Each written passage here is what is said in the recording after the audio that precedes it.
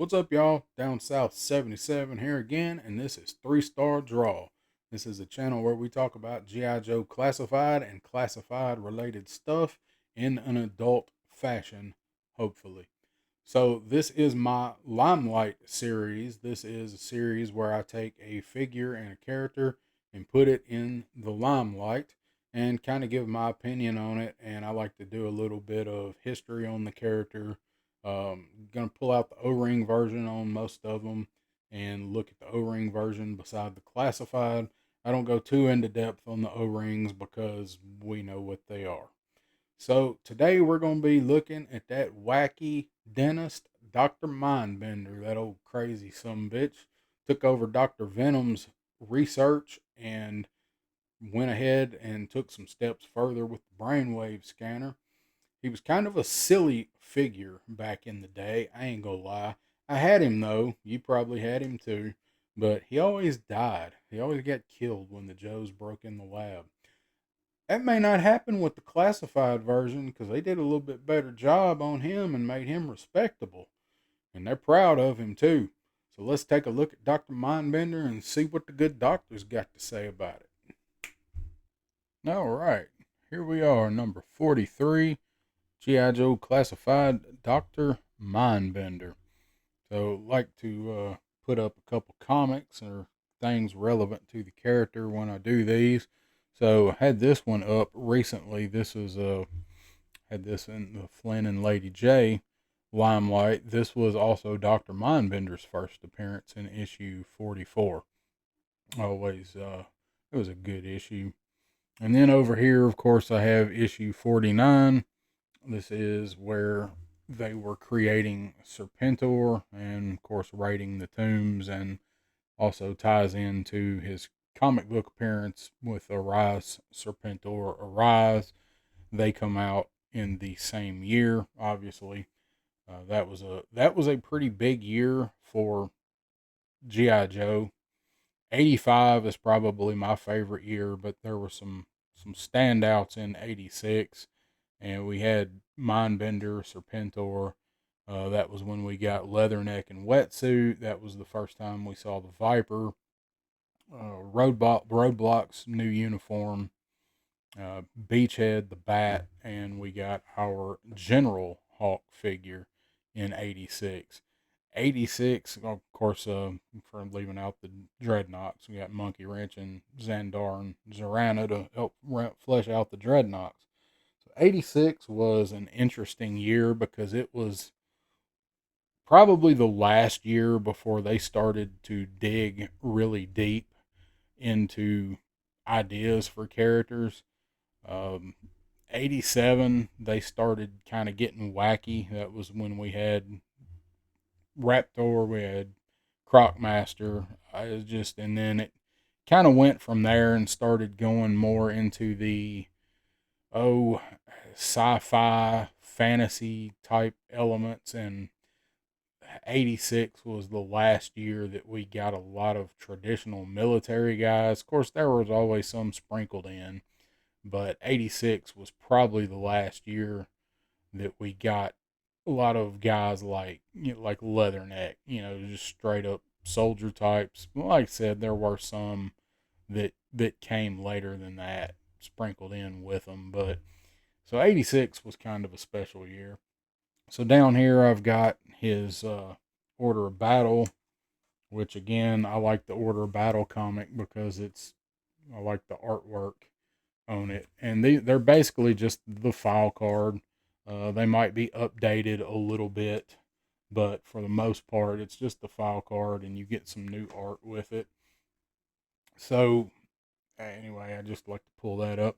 So Dr. Mindbender has been a kind of polarizing character in GI Joe, but I think he is more beloved now, probably, if you can use that word for him, than he was in the Marvel run, because we've had all these years of filler and backstory, and we had IDW, which fleshed him out a whole lot, and they probably he's probably a much cooler character here than he was here.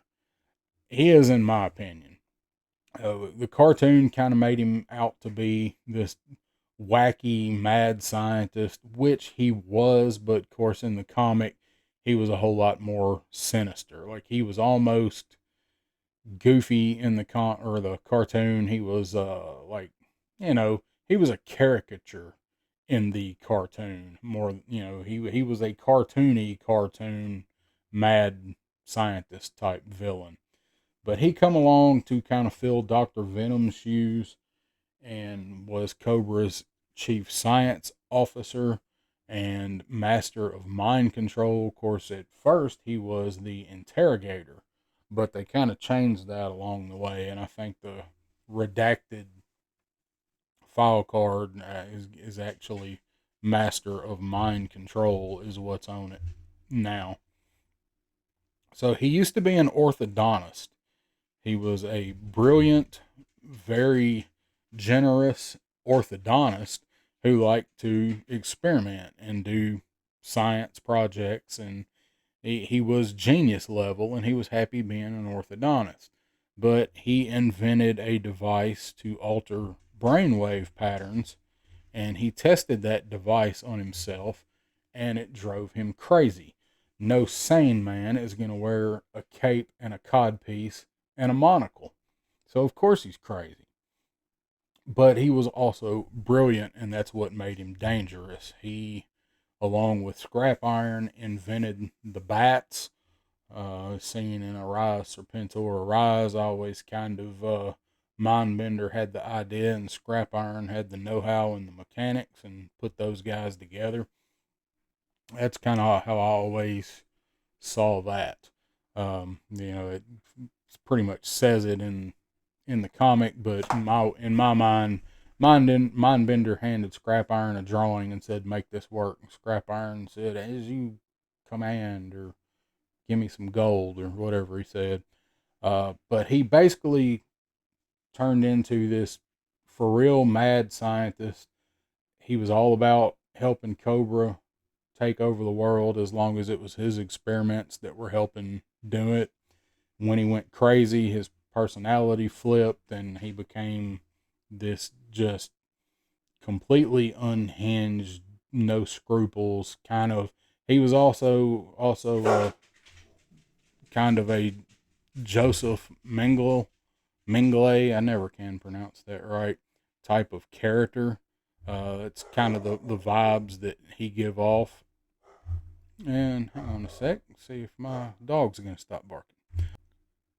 All right, sorry about that. I hate having to pause it, but I live down the street from one of these venue type places that everybody opens in the country now and rents it out to city folk for weddings and whatever, and they fire off fireworks, and no matter how many times they do it, my dog thinks it's the apocalypse and that he can ward it off by barking. So hopefully they just had their grand finale, and I think that nonsense is over with now.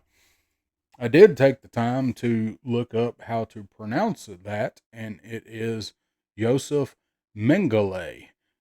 And I know I've heard it pronounced, but I guess all the documentaries that I've watched over the years probably had that wrong, if that's how you really do it. So Mindbender is a cartoonized version of that horrible, horrible person to me. That's kind of how I always saw him, especially as I got older and found out who that guy was.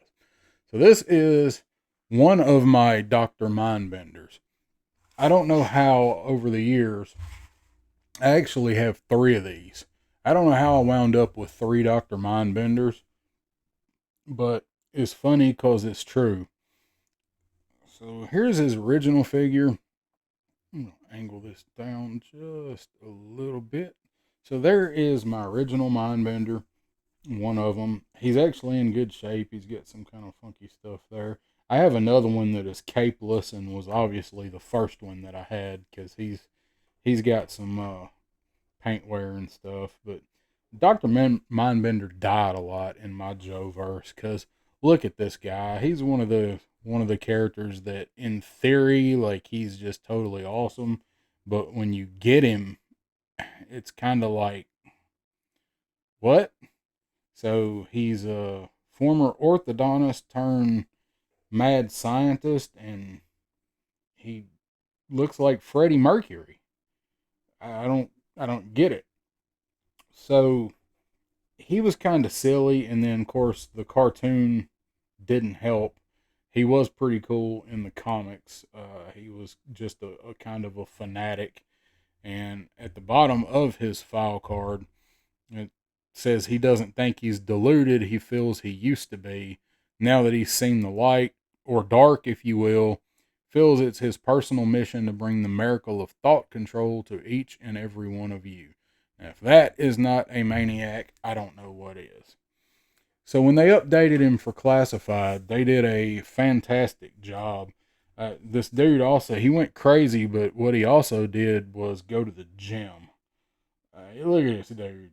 Like, he does not. He doesn't look like any dentist I've ever seen. So if you're a dentist, I hope you don't take offense to that. But the ones that I've been to do not look like they are pulling teeth and then going to weightlifting competitions.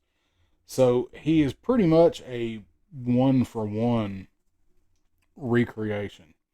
So even his little forearm guards there with the hooks and things. Of course, they rearranged it a little bit because they can. You know, we've doubled the size of the figures, so that's what's great about the classified is there's a whole lot more room to work for detail. Even his pants, his little cod piece thing there. I want to know where you can get one of those, and I need one of those. I need the whole get up with the suspenders. Maybe I should go to Halloween as Dr. Mindbender and get kicked out of parties or never let into parties. But he looks great. I could not believe how awesome they made Dr. Mindbender look. The only thing that they really missed with this figure is the cape. The soft good cape is awesome, but they're already charging more for this figure. How much more would it have cost to put the Cobra emblem on the back? I've seen on Etsy and other places where people have them for sale and have made them. I'd really like to get one. I'm just not huge on aftermarket stuff for my figures. I'm weird that way.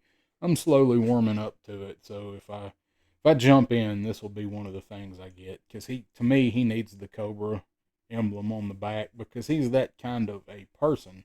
He would, if he's gone to work for a megalomaniac like Cobra Commander, he is also a megalomaniac, and he would definitely have their shared sigil on his cape. So I love the fact that his eye is actually magnified with his monocle. It actually, everything looks like it. It's magnified. The monocle is a separate piece of plastic. Yeah, trying to get it to focus in there. So it actually makes it look like his eye is magnified.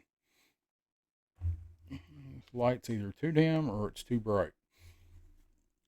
But of course, the real draw with him is not just how they could take a ridiculous, one of the most ridiculous ass characters in G.I. Joe and make everybody want him. Of course, they did him as the deluxe set, and he was a SDCC exclusive, and that was a giant debacle. I was not collecting when all of that went down. I was not into classified yet, so I got to the party late, which meant that I paid way more than retail for this guy when I got him, but I still feel like I got a good deal on him based on what he was actually going for at the time I got mine.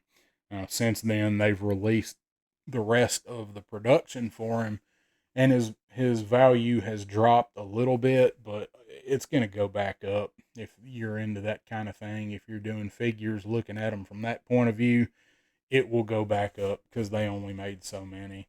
So the box art for him is amazing. This is just, it's some of the coolest stuff that they put in, and of course they put in the Easter eggs You guys have seen all this, but it just amazes me every time I look at it, where they're trying to go and get the parts for the DNA for him. I'm not a fan of the slide in, slide out thing on these because the inside of the box kind of gets that flap gets mashed down and it's hard to get them in and out. But let's take a look at the whole thing. So I thought this was awesome the first time I saw it. Of course, he's got the lab with all of the leaders in it. You got Napoleon and Genghis Khan and Vlad and Tepes. Just all the mummy up here, him and Destro raiding tombs, and then the the thing from his dream. That's I like that. The where he's tossing and turning in bed and going, "Oh, can't comprehend, do not understand," and then Giant Cobra Commander tries to crush him. I always thought that was awesome. So this opens up, and it's got the Cobra DNA. I'd like to see them use this somewhere else down the line. I'd like to see some kind of weird uh, troopers that have this for their chest plate, their emblem. Like some, they're going to give us some new characters. Give us something that Mindbender creates. Kind of like they did later with the Neo Viper, something along those lines. But of course, this opens up, and you have all of this awesomeness in here. I have not taken all of the stuff out for my Mindbender because I did not have a good place for a lab. I have since bought some aftermarket, some lab stuff on Etsy, and I've got to take a shelf and set it up as a Mindbender lab. So you've seen all the stuff that he comes with. He's got the little jars. There's his pistol. I do need to pop his pistol out and put his pistol in his holster. That I do need to do. Let's see. Don't make that much difference turning that light off. I'm gonna try to lower. Nope, wrong way. My other light here. Well, maybe. Oh, help if I use the right remote, huh? Try to lower my overhead light a little bit. And it still didn't help a whole lot, did it? Well, after all that, it's my overhead lights. Like out of my ceiling fan light. So, here we go. Alright, that's probably about as good as it's going to get for the glare on this box.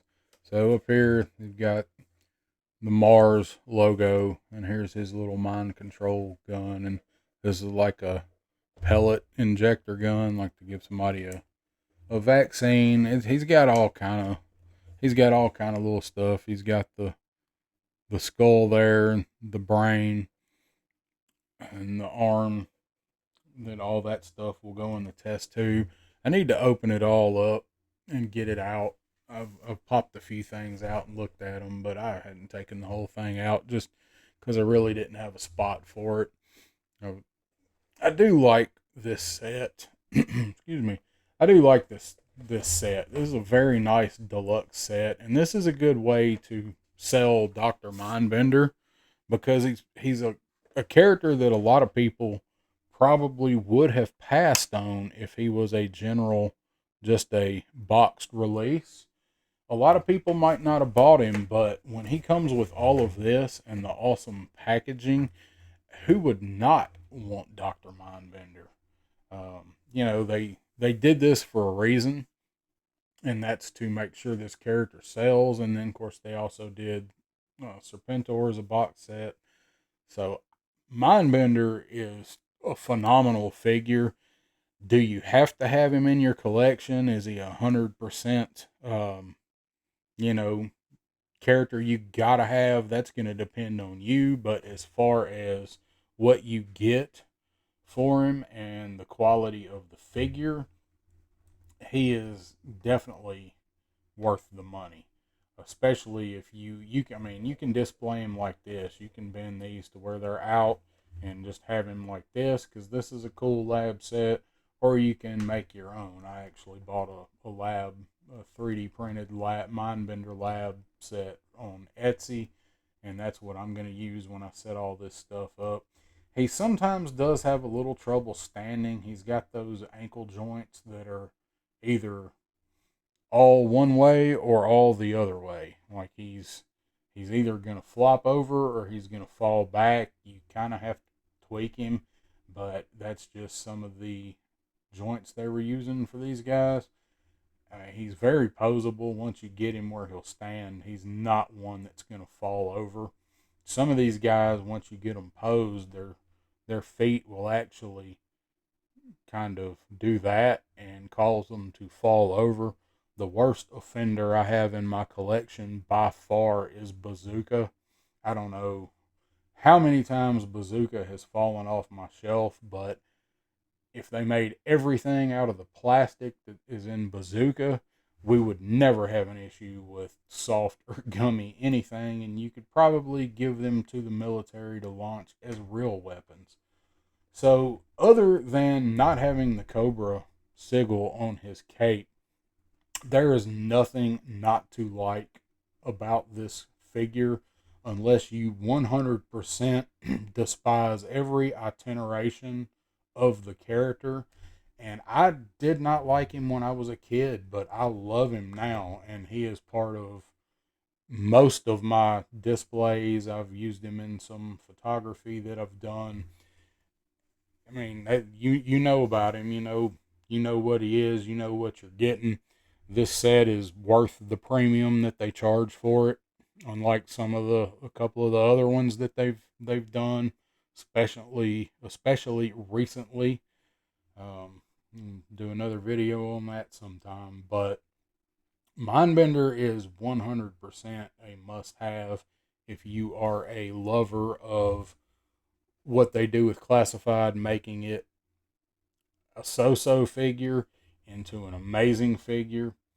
So Mindbender for me in the classified series, Mindbender is a 4.5 yeehaw out of 5. He probably would have gotten a 5 if I didn't have a little bit of trouble with the ankle from time to time, and if he had the Cobra sigil on his cape.